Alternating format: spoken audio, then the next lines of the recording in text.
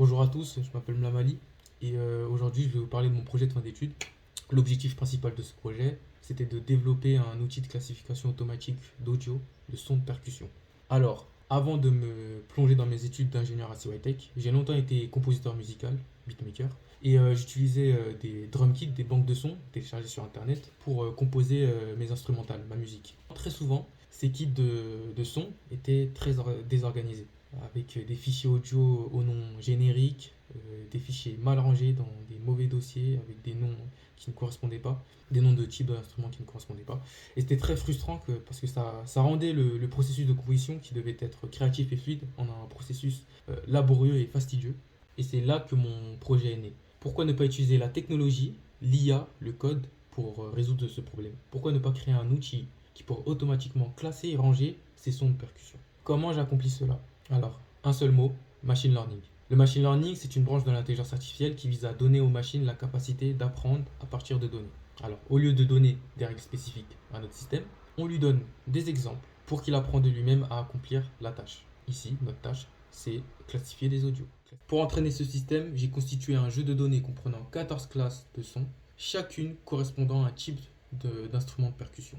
Je me retrouve au final avec plus de 10 000 enregistrements audio. On a par exemple les 808, les kicks, les claps ou encore les snaps. Vous entendez?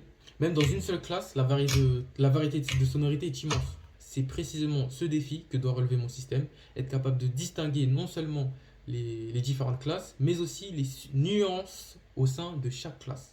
Pour chaque audio de mon jeu de données, j'ai pu extraire une centaine de features. Ces features représentent des caractéristiques, des aspects importants de l'audio, comme sa durée, la fluctuation temporelle ou la distribution des fréquences. Et c'est cet ensemble de descripteurs numériques qui permet au modèle d'apprendre à différencier les sons. Après avoir entraîné différents modèles de machine learning, c'est finalement le LGBM qui a donné les meilleurs résultats. Cependant, pour améliorer davantage les performances, je suis allé plus loin en faisant de la data augmentation.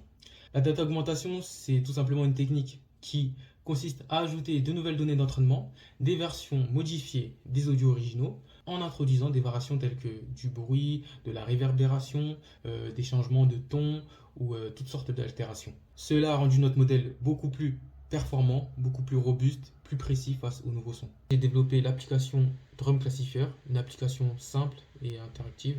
Cette application vous permet de classer et organiser vos propres drum kits et audio, vos propres banques de sons, et les beatmakers et les professionnels de l'audio pourront l'utiliser pour organiser instantanément leur bibliothèque d'audio, leur drum kit, et ainsi gagner un temps considérable en évitant la frustration de rechercher le son parfait pendant des heures parfois. Et voilà, c'était mon projet de fin d'études, mon PFE, un mariage parfait entre ma passion pour l'audio et mes compétences d'ingénieur.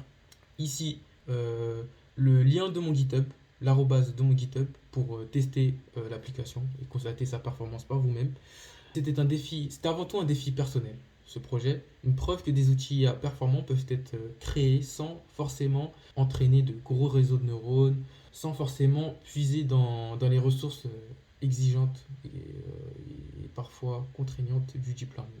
Merci de m'avoir écouté.